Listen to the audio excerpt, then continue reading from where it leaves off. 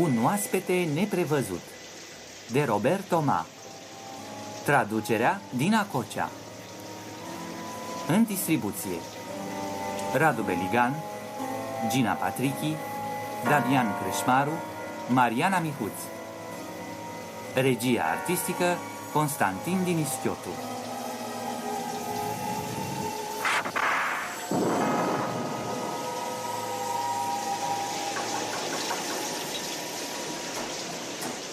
E cineva aici? Dumnezeule, ce potop! Pot intra? Am văzut lumină și mi-am permis să... Bună seara, domnule! Ce spuneți de furtuna asta? Drumul e desfundat, mașina mea a derapat și zace acum într-un șanț. Imposibil să o scot de acolo. Mă pot sluji de telefonul dumneavoastră? M-am rătăcit. Am vrut să scurtez drumul prin pădure și de un ceas mă tot învârtesc fără să mai pot găsi șoseaua. Pe cinste mea, omul ăsta e surd. Scuzați-mă, aș vrea să chem un autoservice din apropiere. Pot să mă folosesc de telefonul dumneavoastră? Dar omul ăsta e mort. Da. A fost împușcat drept în inimă. Da. Dumneata e... Da. Ce poveste. Doamnă, pot să vă rog ceva? Dați-mi, vă rog, să beau ceva tare. Telefonul e pe birou, domnule. Puteți chema poliția. Da, sigur, dar o să le trebuiască o zi întreagă până să ajung aici pe vremea asta. Dar cine este omul ăsta? Soțul meu, Richard. Era infirm? Da. Cu 6 ani în urmă, la o vânătoare în Africa, un leu i-a zdrobit ambele picioare. De atunci a început să bea, să se drogheze. Pare mult mai în vârstă ca dumneavoastră. De ce v-ați căsătorit cu el? Domnule, e o poveste ca în romanele de 2 bani. Eram nefericită, el era frumos, bogat, celebru. Richard mă adora. Am fost fericiți până la accidentul lui. De atunci, totul a mers din rău în mai rău. Sărac. Dar decât să... ați fi putut să divorțați. Domnule, să divorțez de un infirm nenorocit? Niciun tribunal nu ar fi aprobat divorțul. În cazul ăsta trebuia să vă faceți valizele și să plecați. Ați fi putut relua viața de la zero. N-am avut curajul. Bine, dar știți ce vă așteaptă? Riscați închisoarea pe viață, doamne. Temniți aici, temniți acolo. Nu știți ce monstru era. Nu regret nimic. Vă rog, domnule, sunați comisariatul. Eu nu am putere să o fac. Iertați-mă, dumneavoastră cine sunteți? Poftim? Care este numele dumneavoastră? Da, Starou, Michel Starou. Sunt inginer la un concern petrolifer din Golful Persic. Am revenit în Franța acum 2 luni. Știți, dorul de țară. Mi-a pus în gând să cumpăr o casă prin partea locului. De 5 zile alerg pe la toate agențiile, vizitez împrejurimile. Astăzi m-a prins furtuna, m-am rătăcit și am derapat cu mașina într-un șanț. Am intrat în casa dumneavoastră ca să telefonez. Dacă aș fi știut... ghinionul dumneavoastră, venirea mea neprevăzută v-a răsturnat desigur toate planurile. Planurile? Da, ați plănuit probabil ceva, știu eu, o sinucidere de pildă sau crima vreunui vagabond, nu-i așa? Nu, domnule, nici gând. Cum? Nu v-ați gândit la niciun mijloc de apărare? Și dacă eu nu v-aș fi surprins, ce aveați de gând să faceți? Nu știu, nu mai știu. Dar ce o să spuneți poliției? O să le spun adevărul. L-am ucis pe Richard, revolverul era lângă el, l-am luat, am tras și... asta e tot. Cum? Nu înțeleg. Avea revolverul alături de el? Da, ca întotdeauna. De ce? Pentru că unica lui distracție era să se târască până la terasă și de acolo să tragă în păsări, în iepuri, în veverițe. În dorul vânătorilor de lei și tigri, da? Una, două, poc, fermecător bărbat, n-am ce spune. Tot e bine că nu trăgea și asupra membrilor familiei sau asupra vecinilor. Nu, vă înșelați. Odată în glumă a tras în 2 fete bătrâne care strângeau bani pentru Crucea Roșie. Ce scandal a fost. Erau chiar surorile primarului. Altădată a tras chiar în notar. Stați puțin, mă gândesc la ceva. Dacă soțul dumneavoastră avea obiceiul să tragă oricum și oricând, înseamnă că cei din casă nu au mai dat atenție focurilor de armă pe care le-ați tras dumneavoastră și nici nu s-au trezit la zgomotul lor, nu? Cu siguranță că nu. La țară toată lumea se culcă de vreme. Da, cât e acum? 11 și 10. Dar nu-mi place deloc povestea asta.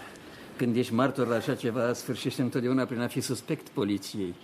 Iar în ceea ce vă privește pe dumneavoastră, doamnă, riscați să fiți implicată datorită mărturiei mele, așa că e simplu. Eu dispar.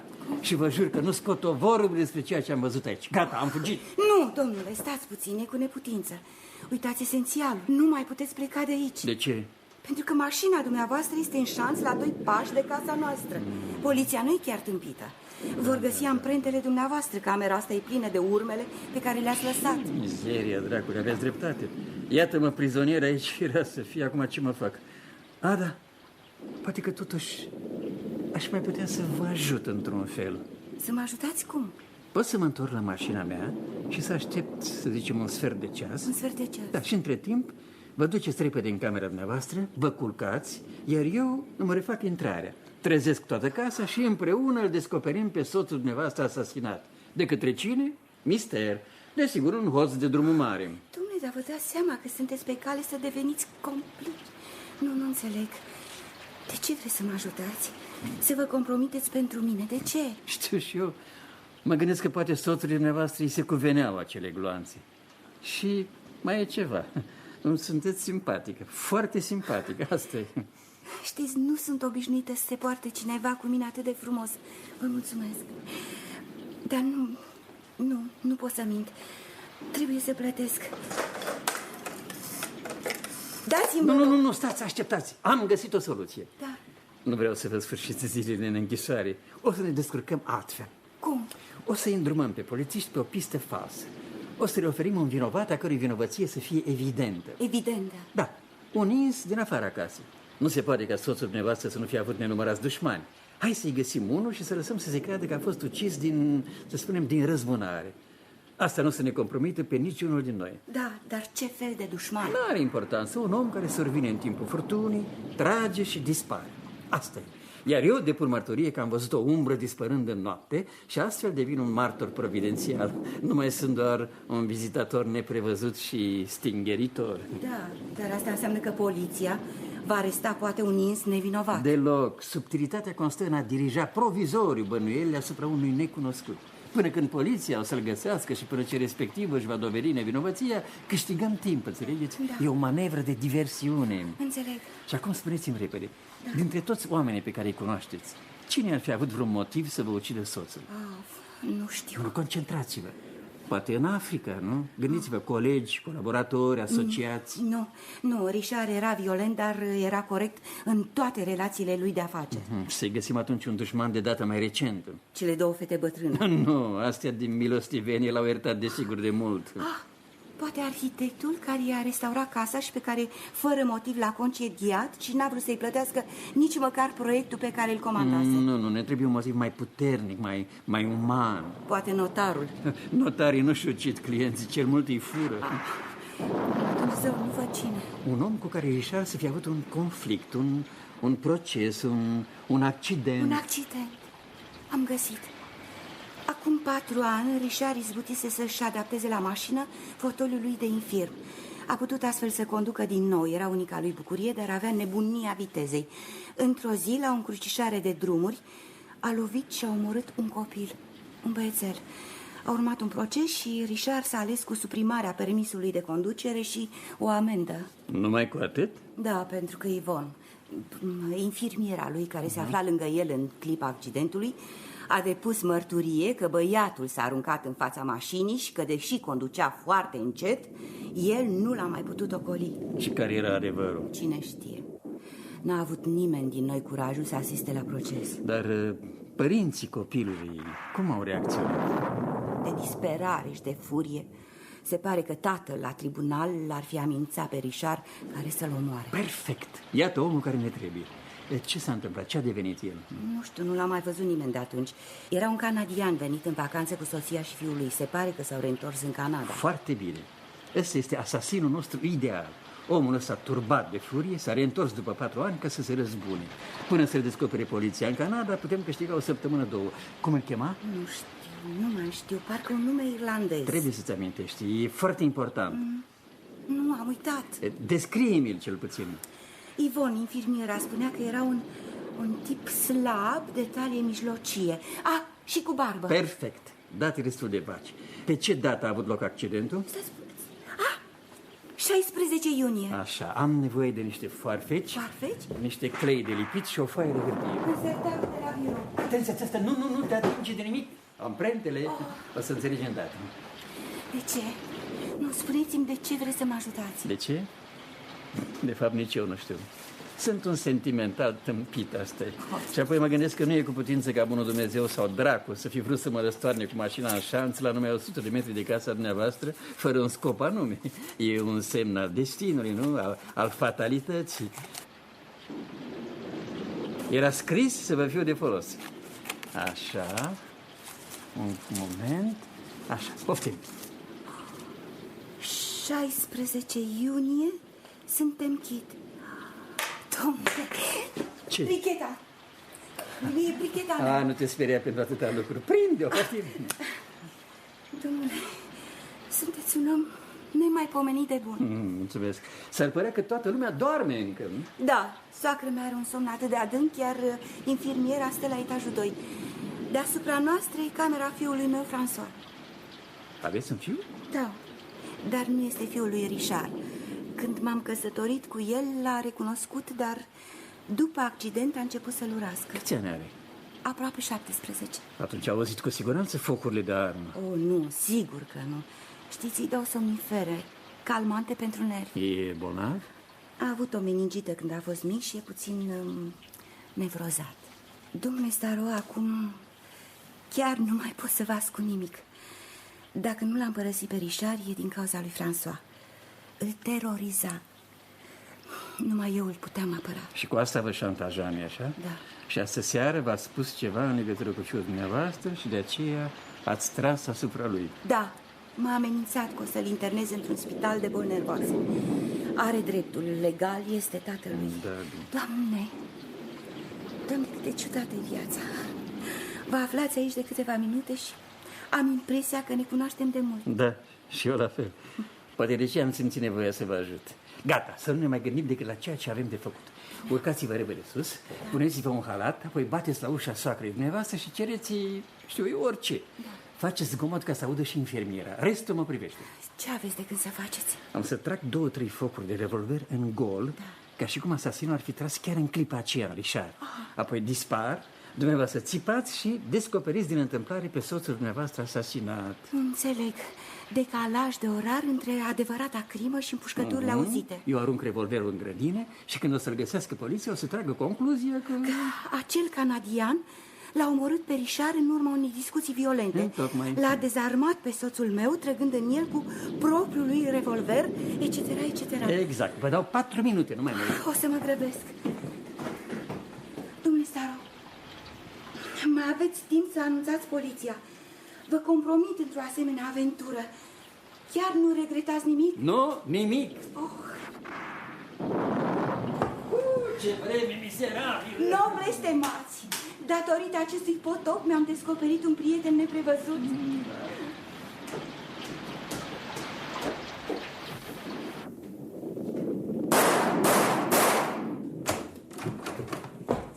Richard! Richard! Nu mai trage, dragul meu! Dar ce s-a întâmplat? Mama! Mama, vină repede, mi-e frică! François, liniștește!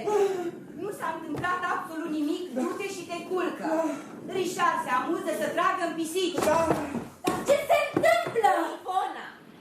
Domnul Richard se distrează din nou cu revolverul lui. Richard, du-te și te culcă. Nu te mai speria în toiul nopții. Asta este o oră de tras focuri de armă, e o oră de dormit. Ivona, culcă-te, Ivona. Am să cobor eu să văd ce... Richard, ești insuportabil. Chiar dacă ești nervos și suferi din cauza furtunii, asta nu e un motiv să scol toată casa cu împușcăturile tale. Ei putea să-mi răspunzi, nu crezi? Hai, Richard, tu ești de culcă. Ei, ce-i cu tine, Richard? Richard? Richard? Ivona! Da? Ivon! Da! Ivon! Vino să-i fă o injecție domnului Richard. Ivon! Nu cred că i s-a făcut rău, cred că... Dar ce s-a întâmplat? Nu mai mișcă. Pare a fi. Hai, privește acolo pe cămașă. E sânge. Doamne, domnul e mort. Cum mort? E mort. Mort, băiatul meu? Nu pune mâna pe nimic. Țipat, de ce țipați? De ce? Richard... Dar ce se întâmplă aici? Uite, uite, Richard... Oh, Doamne, nu e cu putință. Trebuie să facem ceva. Trebuie să chemăm poliția. Este crima unui vagabond. Alo? De ce ați coborât cu toții? Nu, François! François, nu te apropia. Nu trebuie să vezi, François. Ce să văd? Sânge! Priviți sânge! Nu țipa. De ce să țin? Lăsați-mă să-l văd. Sunt totuși fiul lui, nu-așa? E mort. E mort? Acum nu se poate să mă mai trimite la azil. François, încetează. Atenție, cineva în grădină. Văd o lumină venind spre noi. Asasinul! Vine să ne omoare pe toți! Ajutați! Ajutați! Stați în spatele meu. Niciun cuvânt. E cineva aici? Pot intra? Bună seara, domnule, m-am rătăcit și cu furtuna asta mașina mea s-a împotmolit aici, aproape. Îmi permite să dau un telefon la un serviciu ca să mă repaneze? Domnule, scuzați-mă, sunt dezolat, dar ce se întâmplă aici? Ați nimerit în plină dramă, domnule. V-ați întâlnit cu cineva pe drum? Da, am văzut un bărbat care alerga. L-am strigat, dar nu m-a auzit. Era un cunoscut de acasă? Nu, domnule, era un borfaș. Desigur. Priviți.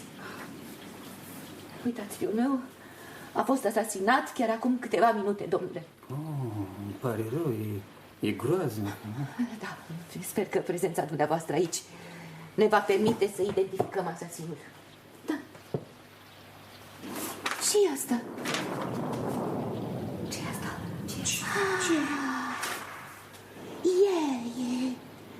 El e McGregor. McGregor? Cine e? Ce legătură are cu... Fiul meu i-a ucis. Fiul accidental cu mașina. Înțeleg. Omul pe care l-am văzut fugind era probabil acest McGregor. Omul pe care l-ați întâlnit era... Spuneți-mi, cum era, cum arăta? Știți, e cam greu de spus. Pe ploaia asta ați văzut ce e afară, un adevărat potop. Totuși mi s-a părut că era un bărbat slab, negricios. Da, și cu barbă. El este McGregor. Atunci totul mi se pare că se pare de simplu. Trebuie anunțată poliția. Doriți să... Nu, vă rog.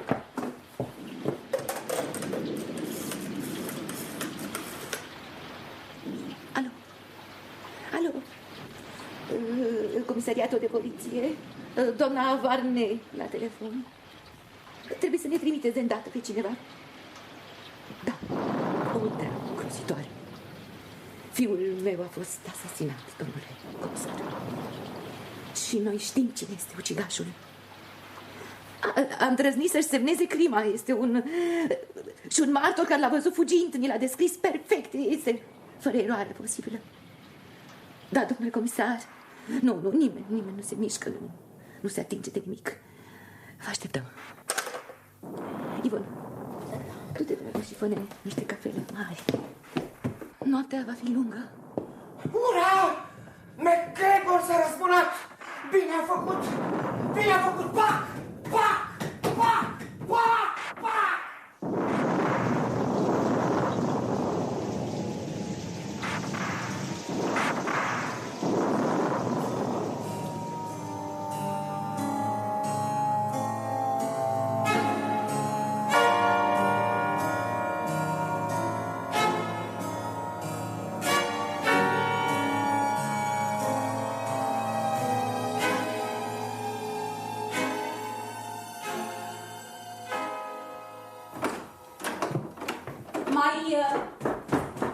Mai doriți o cafea? Nu, mulțumesc. Mi s-a făcut greață de atâtea cafele. Unde sunt doamnele? Săracele. Doamna Laura a condus-o pe doamna Margot în bibliotecă și a silit-o să se întindă puțin. François face pe clownul. Iar eu pierd o slujbă bună. Ce și viața asta. Domnule comisar! Ți-mă nouă. Doriți o cafea? Cu plăcere. Martorul. Domnul care și-a restaurat mașina în șanț. Unde este? Sunt aici, domnule comisar. Scuzați, nu vă văzusem. Trebuie să vă mai pun câteva întrebări ca să-mi pot încheia procesul verbal. Așa, o noapte neplăcută pentru dumneavoastră, nu-i așa? Să zicem că în materie de neprevăzut aș fi preferat ceva mai puțin tragic. Numele dumneavoastră e Staro. Exact. Michel Staro. Exact. Funcționar la concernul anglo-irachian, așa? Tocmai. Sper că nu o să vă supărați de faptul că am cerut informații despre dumneavoastră la concernul unde lucrați. Deloc, e foarte firesc. Așadar, l-ați văzut pe ucigaș fugind. De fapt, am văzut un bărbat care alerga în ploaie. Abia după aceea am înțeles că ar putea fi... Da, pe potopul la cine poate să... Așa. Închipuiți-vă că și mașina poliției era gata să se împotmolească venind de aici. Și eu care aveam de gând să cumpăr o casă prin partea locului. E cam descurajant. Trebuie chiar să fac o vizită în dimineața asta o doamne Pelu de la agenția de lângă gară ca să-mi arate o casă. Doamna Pelu, e bună prietenă cu soția mea. N-aș vrea să o fac să piardă o afacere bună. Mergeți. Nu, vă rog, mergeți. Marcel! Da? Întovărășește-l pe domnul până în oraș. Pe urmă... îl conduci înapoi aici. Am înțeles. Trebuie să mă întorc? Desigur.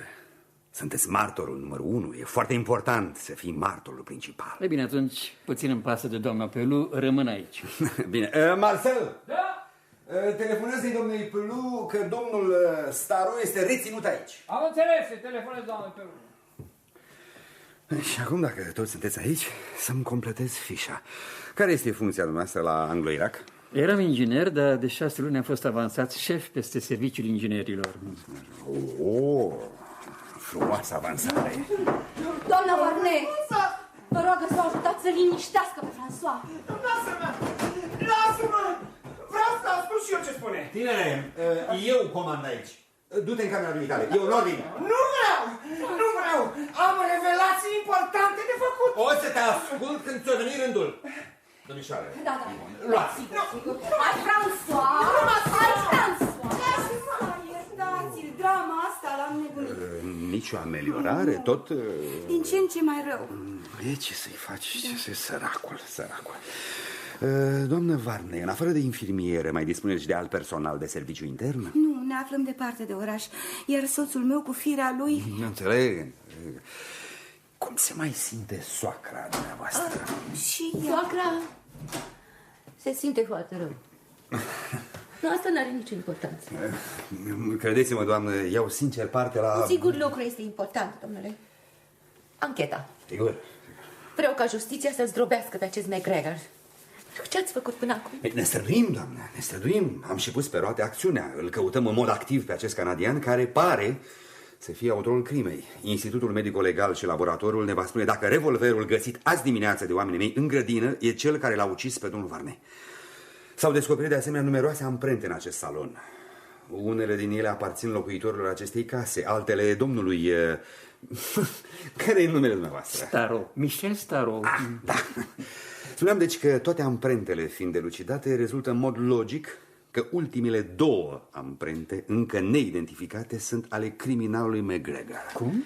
2 amprente neidentificate? Unde? Una la bar, alta pe marginea ferestrei. Identice. Este evident că sunt amprentele criminalului McGregor. Da, dar pot fi și ale altcuiva, un prieten, grădinarul. O să aflăm curând. Eu nu înțeleg cum se face că McGregor nu și-a pus mănuși. Doamne, probabil că în furia răzbunării... După 4 ani? Nu se poate să nu se fi gândit el de mult cum să-și pună în aplicare planul. Biet nenorocit, dragă. A îndrăznit să semneze fapta cu litere decupate dintr-un ziar. Vreți să vă spun ceva? Mie mi se pare că scrisoarea asta este prea extravagantă. Este aproape incredibilă. Și eu am aceeași părere. Nu-mi place când cineva are aerul prea vinovat. Această crimă nu este poate ceea ce credem. Da, eu sunt chiar convinsă de asta. S-ar părea că e unul care își bate joc de cineva. Da, de cine? 16 iunie suntem chit. Da. Deci sunt nevoit să vă iau un surplus de declarații cu privire la acel accident de mașină din 16 iunie. Pentru că dacă domnul Varney nu a fost vinovat de moartea băiatului, asta agravează actul demențial al tatălui. Sau dimpotrivă, îl spală de orice bănuială. Nu! Domnul Varney n-a fost vinovat de acel accident. Eram lângă el când s-a întâmplat. Și? Continuă. Domnului Varney îi plăcea viteza, dar în ziua aceea a fost deosebit de prudent. Nu băuse nimic și... Avea obiceiul să bea? Vreau să spun numai că era foarte calm. Conducea încet și deodată s-a trezit cu un copil care s-a aruncat de-a dreptul sub roțile mașinii. Ați declarat aceasta la anchetă? Da, desigur. Am semnat și o depoziție în acest sens. Ceea ce a contribuit ca sentința să fie mai puțin aspră. Da, soțul meu a plătit un maximum de amendă și i s-a retras permisul de conducere. Da. Și tatăl copilului? Dumnezeule, era atât de nenorocit încât nu mai știa ce spune. A strigat lucruri îngrozitoare, a amenințat. Chiar la tribunal? Da, chiar la tribunal. Asta e important. Ați notat, domnule comisar? Domnișoară Bernard, vă aflați de mult în serviciul domnului Varme? De 6 ani. E un detaliu important. Domnule comisar, răspund de cinstea ei. Mulțumesc, doamnă. Va trebui să pun câteva întrebări personale fiecăruia în parte. Aș dori... Doriți să dispuneți de salon? Da, vă rog. Alo? Alo, da, e aici. E pentru dumneavoastră, domnule comisar. Da? Alo? Da. Ce s-a întâmplat? Ce? Firea să fie, de când spun eu că trebuie să se pună un stop la întretăierea aceea. Ce poveste. Da, sunt în plină anchetă și nu pot pleca de aici. Martin, nu întrerupe. Mă gândesc. Domnule... Da? Stai puțin, Martin. Domnule, nu mi-ai spus că ești inspector peste inspector? Nu, domnule, inspector numai. Inspector peste inginer. Da, nu-i nimic, e același lucru. Poftim, ține. Ce e asta? Notesul meu.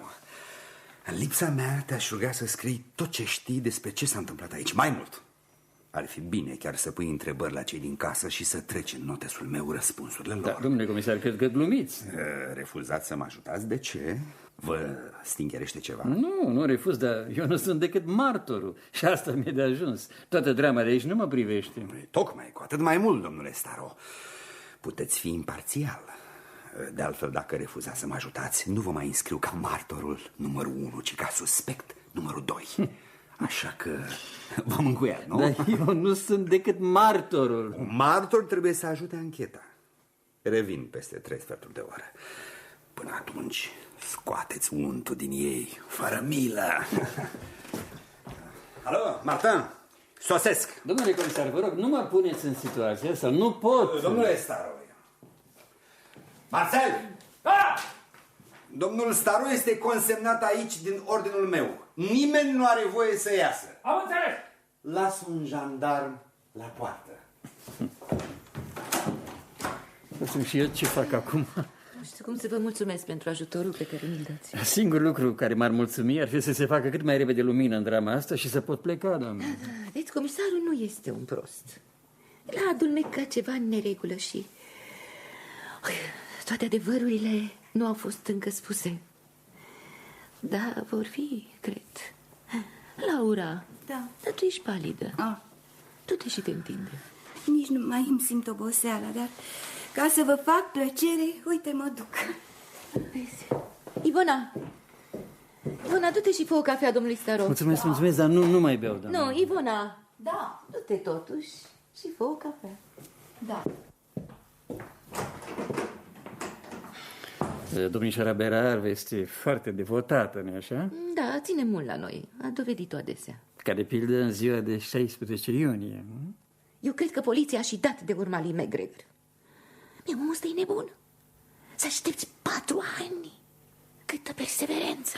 Spuneți-mi, fiul dumneavoastră primise unele amenințări în ultima vreme? Nu, dar n-ar fi spus-o. Ar fi devenit bănuitor. Totuși, prezența revolverului alături de el... Nu, eu sunt sigură că Richard uitase cu totul povestea aceea. E ca și noi, de altfel. La timpul respectiv am trimis părinților o sumă foarte importantă de bani. Ca primă de consolare, Da, probabil. Și au acceptat-o? Nu. McGregor i-a trimis înapoi cu o scrisoare plină de injurii. Și mama băiatului? Asta e. Se pare că la proces ea n-a scos un singur cuvânt. Era absentă, era bine, dar de înțeles. Să-ți pierzi copilul. Acum eu sunt aceea care... Doamnă, credeți că fiul dumneavoastră a fost vinovat de acel accident? Mă auziți, doamnă? Dar nu sunt surdă, domnule. Mă prefac câteodată că sunt surdă, dar asta numai când îmi convine mie. Spuneați că toate adevărurile nu au fost spuse dacă vor fi. Așadar, vă rog, fiul dumneavoastră a murit așa încât puteți să-mi spuneți totul. Credeți că accidentul... Da. Richard, cu bună știință, l-a ucis pe micul MacGregor. Da. În ziua ce era beat ca un porc. E groaznic ce spuneți. Am tăcut atunci, toată lumea a tăcut. Dar domnișoara Berar a jurat că nu băuse nimic și conducea foarte încet. Știu. Numai că eu știu că în vara aceea fiul meu conducea ca un nebun și că era mereu beat. Și l-a omorât pe pietul băiat, ar fi putut frâna. Și n-a făcut-o. Bine, am citit-o în ochii lui, să știți, pe o mamă nu o poți minți. Am știut că tatăl băiatului se va răspuna într-o zi, eu am știut-o totdeauna. Dar cu timpul am sperat că... Și știți, mai este încă ceva groaznic pe care nimeni nu-l știe. 6 luni după accident, eu am pus să se facă o anchetă de către o agenție privată, ca să știu ce s-a întâmplat cu acea familie nefericită. Înțeleg. Și am aflat atunci... Oi, domnule, ce dramă! Că mama băiatului își pierduse mințile de durere. A murit într-un azil de nebuni. E cumplit. Da. Iar tatăl a rămas singur. Mă rog, s-a angajat în Alaska ca să fugă de lume, probabil. Și de ce eu, când l-am găsit pe Richard mort, eu m-am gândit imediat m-am gândit la MacGregor. Cafeaua. Da, chiar aveam nevoie. Nu, doamnă, știți că nu aveți voie inima. Inima mea, acum că Richard e mort, nu mai am inimă. Gata, acum dă să beau, să mor repede.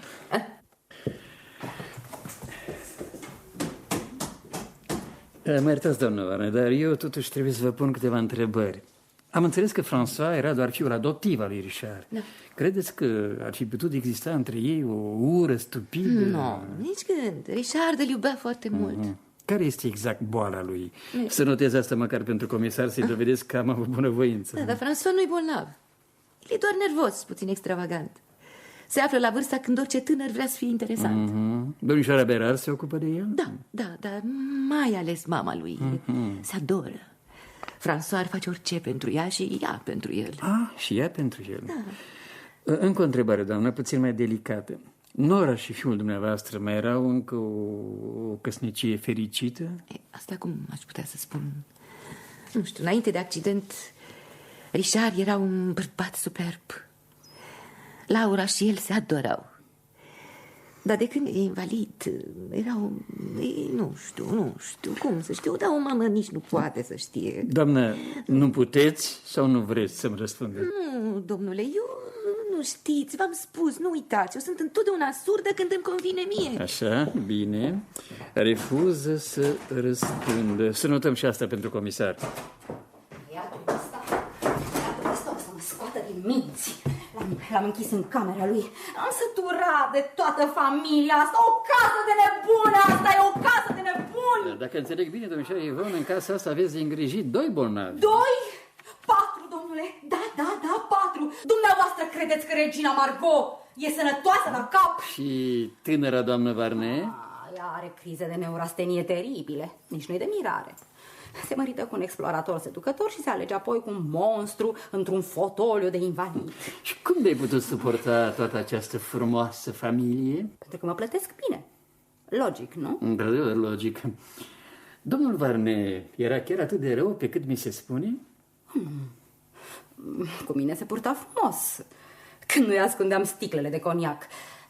Asta păstrață pentru dumneavoastră. Bea chiar atât de mult? Nu mult, dar regulat. Și când bea era foarte simpatic. Da? Chiar când trăgea, în ce se nimerea? Revolverul ăsta era al lui, nu? Da. Cu câte gloanțe era încărcat? Habar n-am. Avea gloanțe în buzunare așa cum au alții bomboane. Vedea o pasăre poc.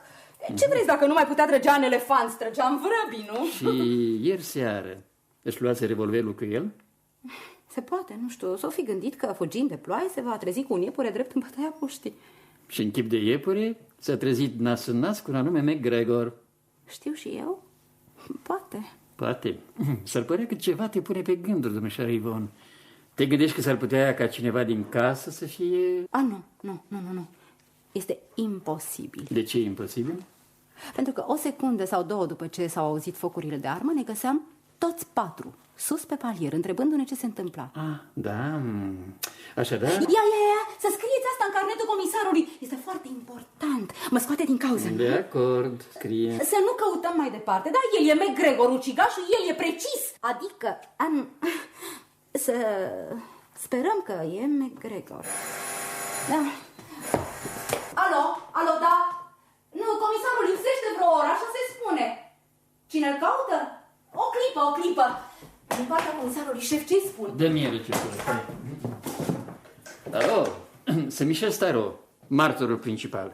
Comisarul Simonov m-a sărcinat să recepționez mesajele ce sunt adresate.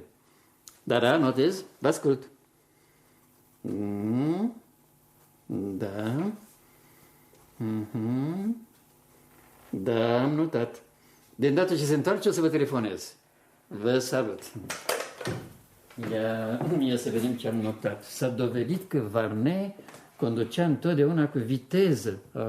Asta e prost pentru dumneata, domnișoara Ivone. Nu, în ziua aceea n-a depășit 40 la oră. Ia te uite. Când mergea cu 150 pe oră nu omora pe nimeni, iar în ziua când nu depășește 40 pe oră ucide un copil. Ce zici de asemenea logică? Dar domnul Varnet e mort, nu mai am de ce să-l apăr. Spun numai ce am văzut, nu? Mai departe, 2. Descrierea numitului McGregor corespunde cu ceea ce a văzut martorul, adică eu. Perfect. 3. Comisariatul a și trimis un telex în Canada, cerând ca poliția să afle unde a dispărut acest McGregor. Ei, domnișoară, nu mai e nimic să-mi spui? Nu, nimic. Dar, dumneavoastră, domnule detectiv. Știi, domnișoară, cât poate să te coste o mărturie falsă? 1 an de închisoare. Mărturie falsă? Ce insinuați? Doar atât, că înțeleg foarte bine acum de ce ești atât de bine plătit aici. Cine m-a turnat? Regina Marco, nu? Ea v-a spus că Richard avea obiceiul să bea la volan. Poate că și eu, nu? Ea vede bețiv peste tot. Fostul ei bărbat era un bețiv. A și murit din asta. Pe mine mă interesează și vreau să rezolv o singură problemă înainte de venirea comisarului. Richard Varnet l-a ucis pe acest copil cu intenție sau involuntar? De aici decurge acțiunea justificată sau nu a lui McGregor. Nimic mai mult, punct. McGregor? Dar dacă asasinul nu ar fi McGregor? Punct. Și nimic mai mult. Doamne, complicată poate fi viața pentru noi toți. Uite, pentru mine, de pildă, moartea lui Richard este o adevărată catastrofă, da, financiară. Mă rog. Nu m-ați crede, nu așa? Eu fac față, dar contul meu în bancă este, din nefericire, tocmai acum foarte, foarte redus. Acoperișul casei trebuie reparat. Și arhitectul meu, închipuiți-vă, arhitectul meu îmi pretinde 1.000.000. Da. Da, 1.000.000. Ei, ce spuneți de asta? Da. Știți care este tariful pentru șantaj, doamnă Varnet? 5 ani. 5 ani de închisoare, o nimica toată. Da, o nimica toată, da. Eu vă spun cu 1.000.000. Deci 1.000.000 ca să tac. Gândiți-vă bine, este o nimică toată. N-aș fi crezut să fiți în stare de o propunere atât de mârșă. Nu, stați un pic, domnule deputat. Nu. E un cuvânt urât. Nu să scoateți la mine niciun ban. Și dacă insistați, o să pun să vă aresteze. Nu este adevărat că m-ați văzut aseară. Ați inventat totul ca să mă șantajați. Nu se prinde. Nu se prinde, dar asta rămâne de văzut. Poliția știe foarte bine cine este asasinul. Domnul Staro l-a văzut fugind și criminalul și-a semnat crima cu o scrisoare. Ce vreți mai mult? Nu mă înțelegi. Nu te acuz că l-ai omorât pe Richard. Atunci? Păi dacă aș fi crezut-o, atunci te-aș fi ucis ca pe un câine. Te acuz că ai fost aici și că ai ascuns acest fapt poliției. Ca să-ți salvezi reputația. Asta e tot. Iar eu apreciez reputația dumitale la 1.000.000. Vezi cât de mult te estimez? Da, adică... Bine, vă ofer 500.000 de franci. Niciun ban mai mult. Am înțeles, sunt buni și ăștia. Nu mă tocmesc. Dar ce ușor își închipuie unii oameni. Murdari, josnici. Că toată lumea seamănă cu ei. Julian. Da. Vreau să spun 2 lucruri. Primul, Nu te-am văzut aseară. Ce? Da, eu nu te-am văzut, dar am bănuit. Și dumneata mi-ai confirmat bănuierile. Și al doilea, contul meu în bancă este satisfăcător. Extraordinar. Și acoperișul l-am reparat anul trecut.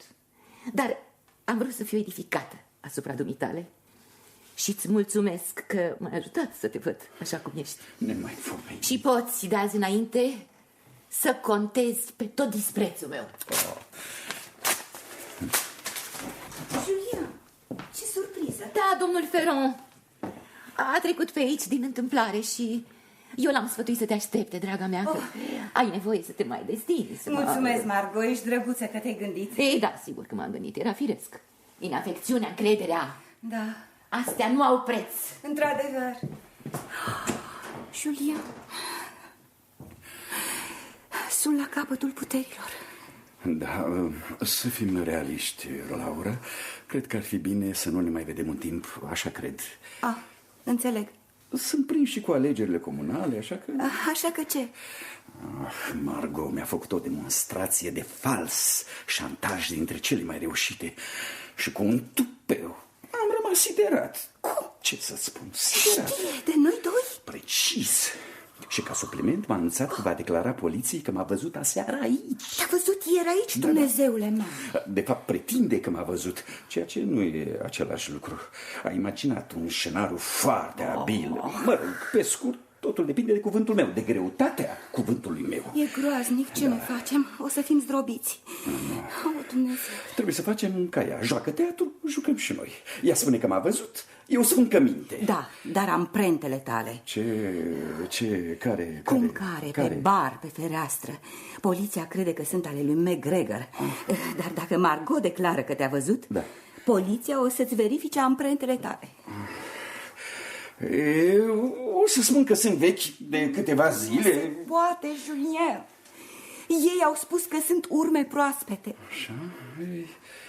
E bine, în cazul ăsta trebuie să schimbăm tactica.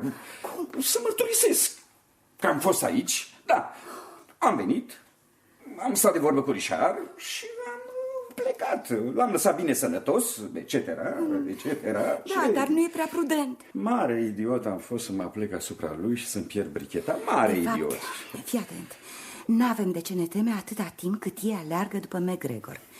Până să-și dovedească individul nevinovăția... Dar și tu ce idee să reamintești povestea cu canadianul, să invenți o așa zisă răzbunare a lui și să mai născoțești o scrisoare pe care o agăți pe piept? Ce vrei? Eram înnebunită de spaimă. Michel se ivise pe neașteptate în fața mea. Am vrut să... El a vrut să mă ajute. I-am urmat sfatul. E, bravo. Și spui pe nume. Îl detest pe omul ăsta, să știi. Doamne, ești nedrept. Așa, apără-l, dragă, apără-l. Dar cum ai reușit numai în 5 minute să ți-l faci alia, dragă mea? Ce i-ai oferit în schimbul genialelor sale idei? Dumnezeu, ce i-ai oferit? Ești monstruos. Știi bine că am făcut totul numai pentru tine. Dar mulțumesc, frumos, Gato. N-am nimic împotrivă să încerc și eu să te ajut, dar să știi că va fi foarte greu, foarte greu. Cum te-ai mai schimbat, Julien? Nu mă mai iubești? Nu. Nu m-ai iubit niciodată, de fapt. Nu, te rog foarte mult să nu vorbești de dragoste. Aveai un soț, un invalid, și ai căutat să satisfaci poftele cu mine. Asta e tot. Cum îndrăznești? La urma urmei, descurcă-te singură cu acest Michel Don Quixote al tău. Eu am să sfârșesc prin a spune adevărul. Și ce-o fi, o fi. Acum trebuie să ținem piept împreună. Chiar dacă ne urâm. Și chiar dacă Starot, care a înțeles totul, e obligat să joace jocul. O să-l oblig să o facă. Eu te sfătuiesc să-ți iei singură toate riscurile. Poți obține circunstanțe atenuante. Richard te insulta, era violent. Ai luat revolverul și ai tras. Cu un bun avocat poți scăpa. Îndrăznești să spui că eu l-am omorât pe Richard? Păi da, n-ai spus chiar tu? Bine, dar ești un monstru. Mă sacrific pentru tine, te acopăr și ai mărșăvia să mă acuzi pe mine? Nu mai înțeleg nimic atunci. Cum s-a întâmplat? Dar nu eu l-am ucis, nu eu. M-am trezit cu cele 3 focuri de armă, am coborât fără zgomot, am auzit pași care se îndepărtau și l-am descoperit pe Richard care agoniza. Am văzut revolverul pe jos, l-am luat. Tu l-ai omorât. Și ca să te salvezi pe tine, L-am lăsat pe Staro să inventeze toată povestea cu McGregor. Ingratule, nemernicule, ce ești? Doamne, Ești un nemernic. Doamne, ne aflăm de un ceas în plină confuzie tragică. Nici eu nu l-am omorât, Laura. Cum? Nu! Am sosit aici prin drumeagul din spatele casei. Venisem să vorbesc cu Richard, ca de la bărbat la bărbat. Voiam să-i spun că după alegeri trebuie să înaintăm formele divorțului vostru. Nu vrei să înțelegi că te voiam numai pentru mine. Când am sosit, am auzit focurile de armă, dar am crezut că Richard, ca de obicei, se distrează trecând într-o pasăre de noapte. Când m-am apropiat, era pe moarte. M-am plecat asupra lui. Cu siguranță că atunci mi-a căzut bricheta. Cred că da. Nu, îngrozitor. Am fugit prin bucătărie ca un nebun, fiind convins că tu l-ai ucis. Și eu treceam ca să te acopăr pe tine, Laura. Nu eu l-am omorât pe Richard, înțelegi? Nici eu nu l-am omorât. Bine, dar atunci cine l-a omorât? Ce? Formidabil, nu? Richard nu-mi dădea voie să pun mâna pe arc. Acum că e mort, toate mi-aparțin, toate, și pistoalele, și pușca pentru elefanți, și arcul, tot. Imbecilule, ai fi putut să ne omori. Laura, trebuie să pui sub cheie toate armele lui Richard. Nu, tot depozitul de muniții este al meu și arcul și săgețile. Sus mâinile! Pune arcul jos, François! François, puiule, fii cu minte, băiatul mami, puiule. Băiatul meu, am 17 ani, sunt bărbat, da. Dar toate armele lui Richard îmi aparțin și am să împușc și vulpi, și câini, și păsări, și veverițe, da, și chiar pe oamenii pe care nu iubesc. François, puiule. Împușc. Puișor, potolește-te puțin numai. Da, dar tu pe mine mă iubești, nu-i așa? Nu! Te urăsc! François. Te urăsc! Te drăgostești cu toți bărbații. Îl sărutai pe Richard, îl sărutai pe Julien. Nu! Și acum faci ochii dulci lui Michel Staro. Nu e adevărat! Ba da! Nu sunt atât de prost pe cât credeți voi. Credeți că n-am ghicit ce puneți la cale? Vreți să vă căsătoriți, da? Foarte bine! François. Dar nu o să vedeți un ban! Toți banii sunt ai mei! Te rog, liniștește-te. Ai mei! Richard a făcut un testament în favoarea mea. Mi-a spus-o chiar el, da? De azi înainte eu sunt stăpân aici. În genunchi! În genunchi, sclavilor, de nu vă străpun cu săgeata! Cereți iertare moștenitorului, eu sunt săgeata dreptății! În genunchi! În genunchi! Nu, copilul ăsta este un nebun! E nebun delegat! Trebuie închis la zi. A amenințat că ne omoară, ești martor. Iarăși martor, veșnic martor, ce fatalitate. Ce familie, tot atât de nebun ca Richard, ce familie. Eu, în locul dumitale, m-aș gândi de 2 ori înainte de a intra în ea. Da, închipuiește-ți că nici nu mă grăbesc. Nici tu moștenire, nici tu Laura. Nu, n-am chef să răspund insultelor dumitale. Ia seama însă că la prima grosolănie declar că pentru ochii frumoși ai doamnei ai indus poliția în eroare cu bună știință. Iar eu, dacă continui să fii arogant, povestesc cum ai fugit ca un laș, lăsându-l pe Richard moribund. Neasistența unei persoane în pericol de moarte. Cât despre dumneata, Laura, de îndată ce se va prăvârși povestea cu McGregor, te sfătuiesc să spui totul poliției, dacă nu l-ai ucis pe Richard, evident. Bineînțeles că nu l-am omorât eu. Nici eu. Adică niciunul din voi nu e criminal. Nu. Da. Atunci cine e? Cine avea interes să-l omoare? Poate el, François? Dacă Richard a făcut un testament în favoarea lui, e cu putință? Nu, e groaznic. François! François, ce s-a întâmplat? Ce? Cine l-a lovit? Eu. Da, ne amenința cu săgeți otrăvite. Trebuie să întindem pe canapea, François. Domnișoară Ivon, vină puțin încoace. Dumneata ești la curent cu un testament lăsat de domnul Varney? Oarecum. Profitând de absența doamnelor care erau la Paris, domnul Richard a chemat notarul și s-a închis cu el în birou. A doua zi, domnul Varney mi-a spus că să nu spun nimic nimănui. Și că eram și eu trecută cu ceva pe testament. Asta e tot. François, Mă doare capul. Dar Ce cu mine? Nu nimic, Richard, nimic. Te-ai urcat pe marginea canapelei ca să faci pe clown și acum ai căzut. Te doare. Doamnă Varne, Te doare. doamnă Varne, știți cumva cine este executorul testamentar al domnului Varne? Da, știu. Eu. Din cauza infirmității lui de ani de zile, eu aveam semnătura lui. De ce? Se pare că Richard ar fi făcut sau era pe cale să facă un testament. Da. E prima oară că aud așa ceva. Și cine ar urma să fie moștenitorul lui? François pretinde că el este. Este imposibil. Imposibil. Un nebun să moștenească pe alt nebun. Și nici măcar nu-i fiul lui. Nu, așa ceva nu se poate întâmpla. Nu.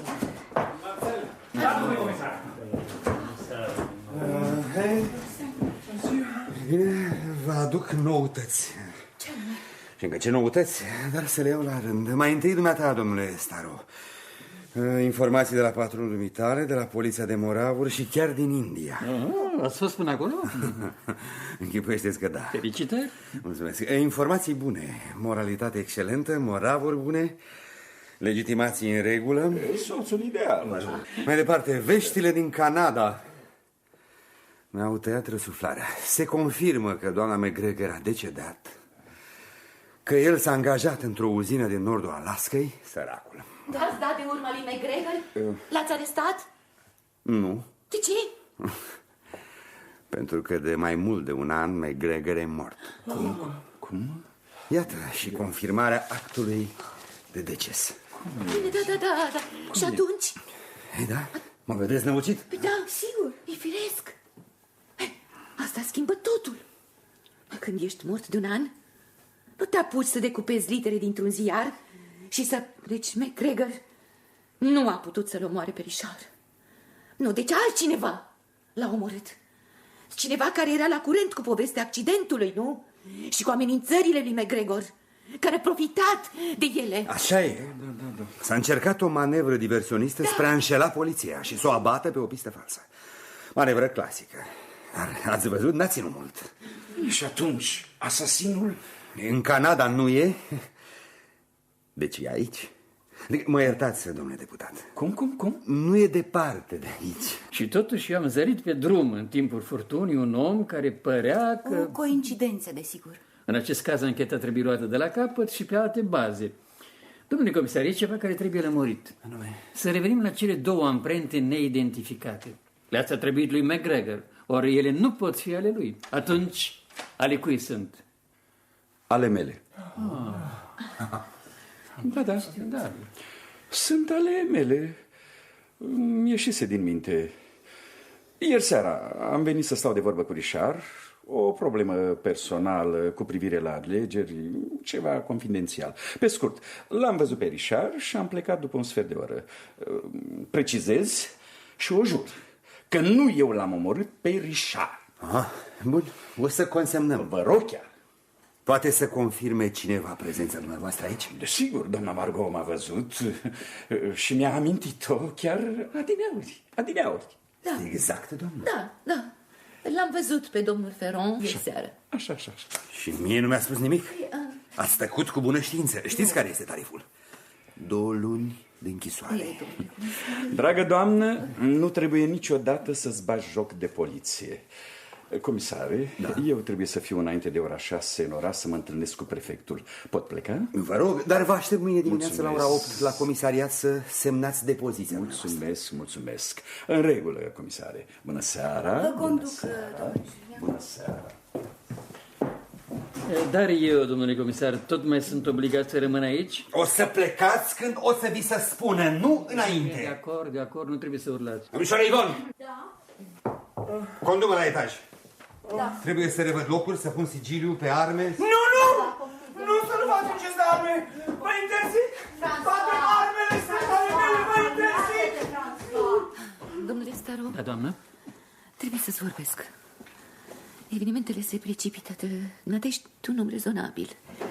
Și apoi, Nădejde ești un străin pentru noi. Pot așadar să-ți cer un serviciu pe care eu nu-l pot cere unui membru al familiei. Dar vă rog, doamnă, sigur că da. Adică până în momentul de față exista o explicație a acestei tragedii. McGregor și răzbunarea lui.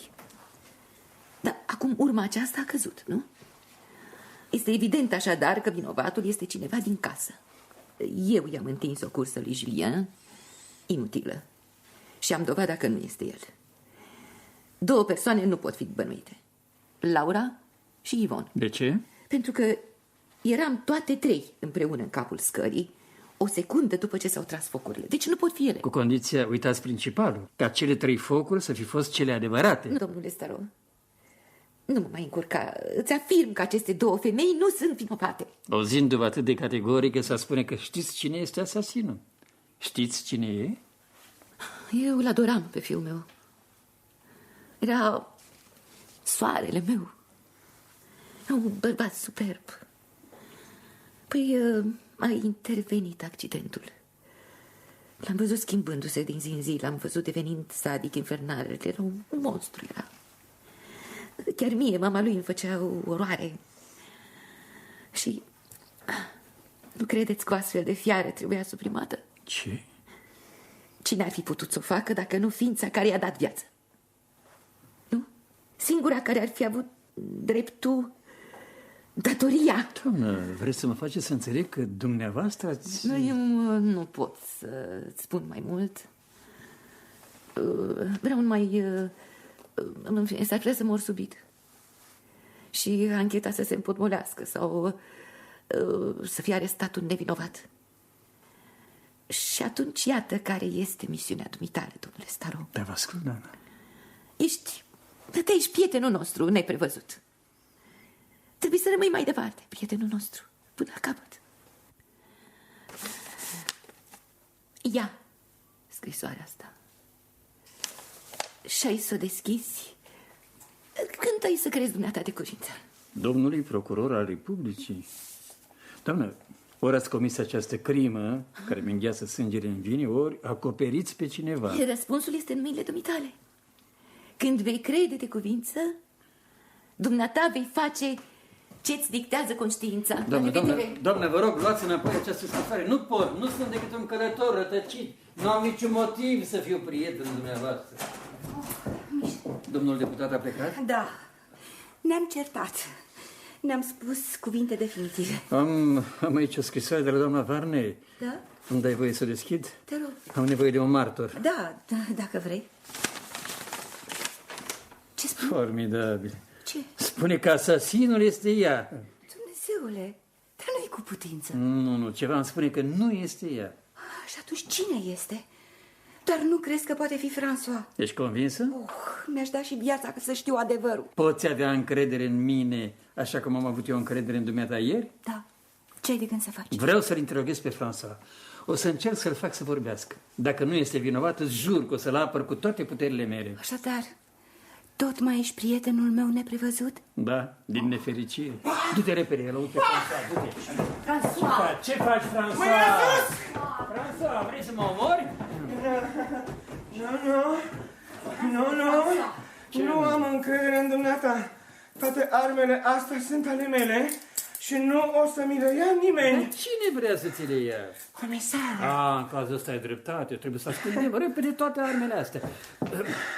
Pot să ne ajute să susținem un asediu în toată regula. Și unde să le ascundem? Stai să mă gândesc. Da, lasă arma jos. Nu am încredere în dumneata. Și eu care vreau să te ajut. Nu am nevoie de niciun fel de ajutor. Sunt bărbat acum. De când a murit Richard, am crescut.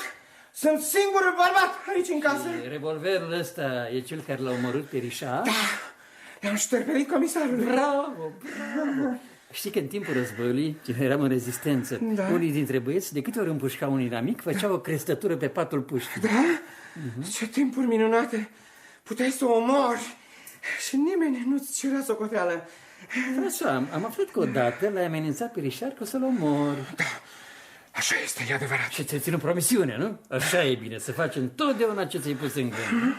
Să știi că nu l-am omorât pe Richard, dar să nu spui nimănui. Promiți? Promit. Ce faci acolo? Bagă de seamă, François, e prea tare pentru tine. Nu, bea, te rog. François! Arde! Și pe creață! Dar nu trebuie, sunt bărbat.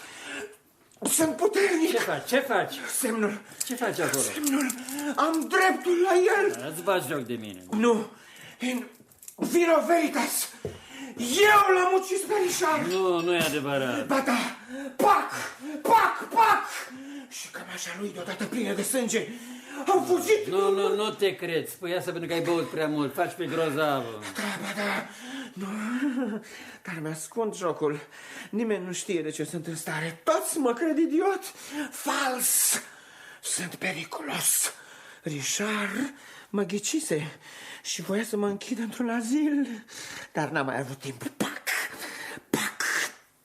O să mă denunț comisarului? Nu, dar o să te bage la azil. Doctorul o să spună pe cap niște fiare electrice. O să-ți facă tot felul de injecții. Nu. Dacă nu, atunci la pușcărie, într-o carceră unde să nu mai vezi lumina zilei și unde nu o să poți evada ca Monte Cristo. Nu, așa ceva nu mi se va întâmpla. Atunci spunem că nu l-ai ucis pe Richard.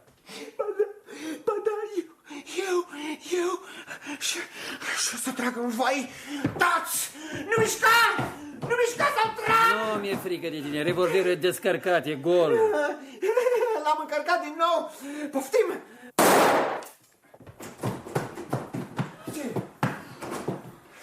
Feriți-vă! Feriți-vă! Feriți-vă de oamenii care fac pe nebunii! De multe ori sunt cu adevărat nebuni! Stați nemișcați, nu-l speriați. Dragul meu, François, ai fost grozav. Comedie foarte reușită, dar gata, puiule. Hai, dăm revolverul. Mama! Dai. Mama! Dacă te apropii de mine, trag, mama! François, tu crezi că-mi pasă? Hai, dăm revolverul, dă-mi, iubitule. Nu! Nu-ți dau! François! Lasă revolverul! Te drumul la armă! Nebun? Nebun? Da. Nu mai e nebun decât voi toți! Nu vreau să merg la azil! Nu o să puneți voi mâna pe mine! Repede! Fă-ne prinț! Fereastra! Fereastra pe acoperiș! O să încerce să fugă pe acolo! Uite-l! E nebun! Trebuie să se prăbușească! Vă agresează! Hai, grijă! Așa coboară, tot ce s-a spus nu era adevărat. Nu o să puneți voi mâna pe mine! Eu sunt Tarzan! Priviți!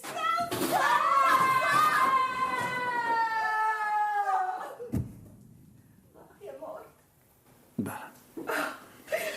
Asasinul Richard nu este François. Se lăuda că l-a omorât el, da. Băuse prea mult. Nu, el este asasinul. Deschide scrisoarea mea, domnule Staro. În ea este răspunsul. Nu, doamnă, este inutil. Scrisoarea dumneavoastră am și citit-o. Conține o minciună. Nici François, nici dumneavoastră nu l-ați omorât pe Richard. Așa este. La începutul acestei drame îmi spun cărțile sunt trucate. Da. Și soluția trebuie să sară în ochi. O să o găsesc.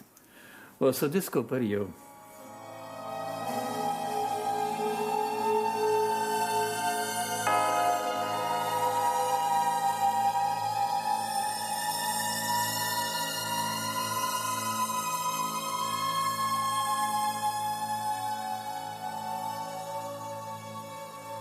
Ei bine, e ultimul meu raport în această penibilă dramă. Săracul băiat. Deci sunteți convins că François este vinovat de moartea lui Richard? Este evident. Concluziile mele sunt definitive. Acest copil detracat a tras asupra tatălui său vitreg, Da. apoi s-a aruncat de pe acoperiș. Asta e. Misiunea mea s-a terminat. Asasinul domnului Varnet fiind mort, acțiunea în justiție este închisă.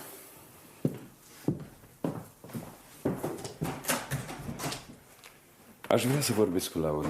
Lasă-o în pace, Julien. Săracă. Bănuiam că va veni o zi când vom fi atât de apropiate. Mi-am pierdut fiul și l-a pierdut și ea pe ei.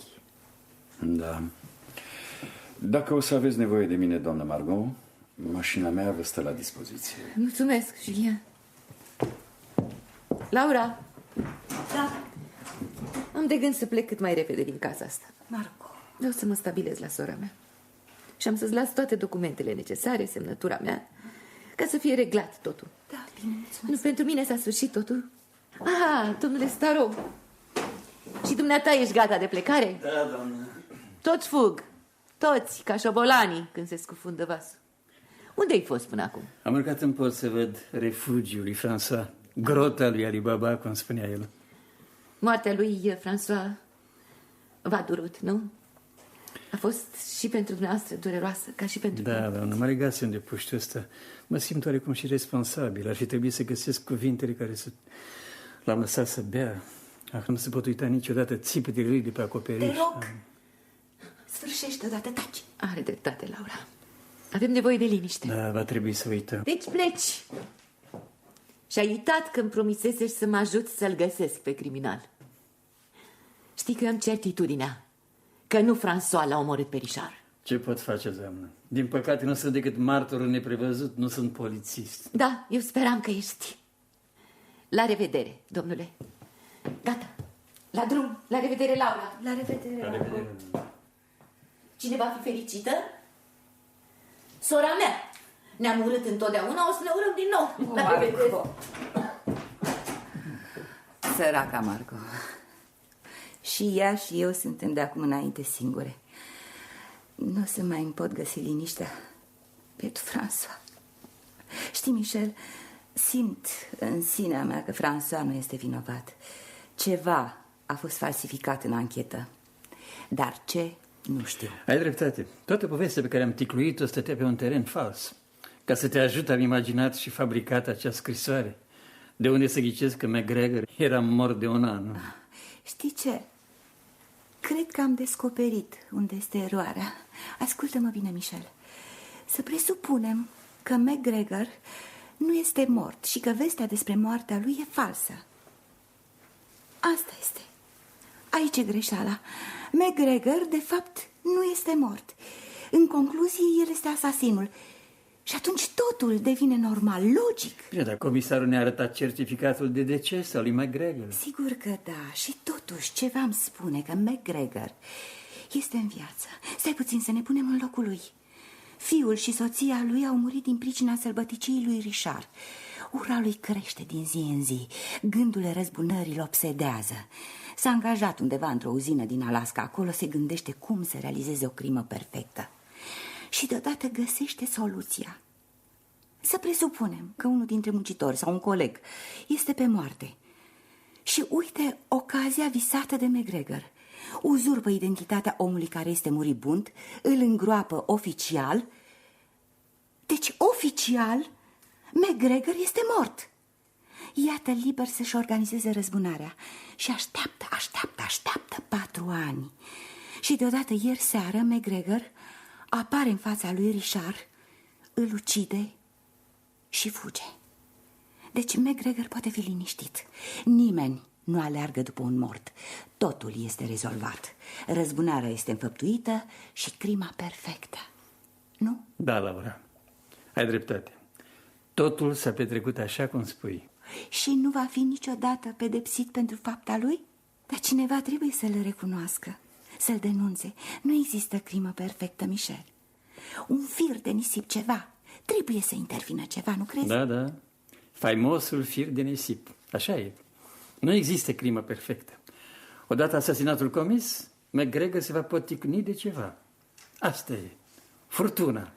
Acel torent de ploaie neprevăzut l-a pierdut aseară pe McGregor. Odată înfăptuită crima, McGregor s-a aflat în imposibilitatea de a părăsi locul crimei. Pentru că mașina lui s-a împotmolit. Dumneata ești McGregor. Dumneata. Da.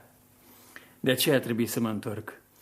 De aceea a trebuit să joc comedia cărătorului rătăcit, a martorului naiv, a prietenului neprevăzut. Ieri seara ai crezut că îți ofeream un alibi. Dumneata erai aceea care îmi dădea alibiul de care aveam nevoie. Și mi-ai ucis bărbatul. Îmi ucisese fiul, soția. Suntem chit. Crimă perfectă. McGregor pentru justiție este mort și nimeni niciodată nu m-ar fi putut determina să mărturisesc crima. Nimeni. Dar a intervenit un al doilea fir de nisip care m-a nenorocit. François. Da. Din cauza lui François, această victimă nevinovată, tot atât de nevinovată ca fiul meu, din cauza lui nu am mai putut să tac. Moartea lui Richard mă privea personal, era o datorie achitată. Dar moartea lui François trebuie să plătesc. Asta e.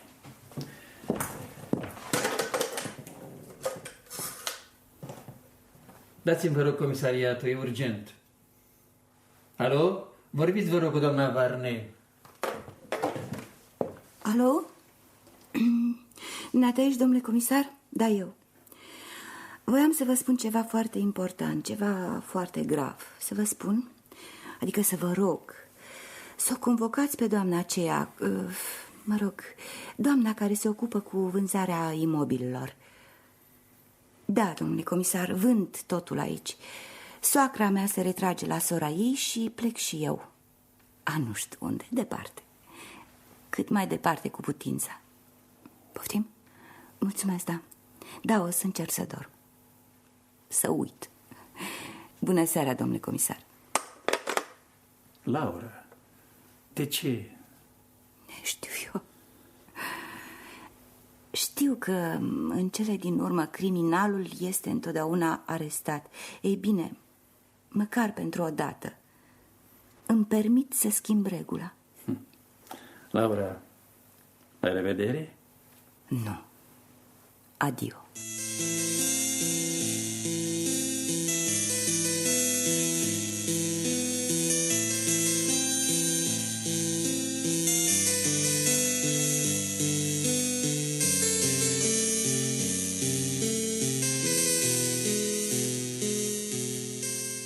Ați ascultat Un oaspete neprevăzut de Robert Thomas.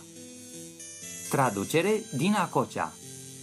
Distribuția a fost următoarea: Michel, Radu Beligan, Laura, Mariana Mihuț, Margot, Gina Patrichi, Julien, Damian Creșmaru, François, Petre Lupu, Ivon, Adina Popescu, comisarul Dan Condurache, gardianul Gheorghe Pufulete, redactor Mircea Popescu, asistența tehnică Paula Radu și Coca Dumitrescu, regia de studio Janina Dicu, regia muzicală Simona Tudor, regia tehnică inginer Luiza Mateescu, adaptarea radiofonică și regia artistică Constantin Dinischiotu.